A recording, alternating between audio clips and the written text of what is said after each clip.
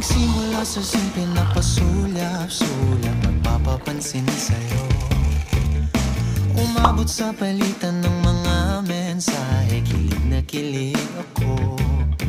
Kumusta, kain na, hello, magandang umaga.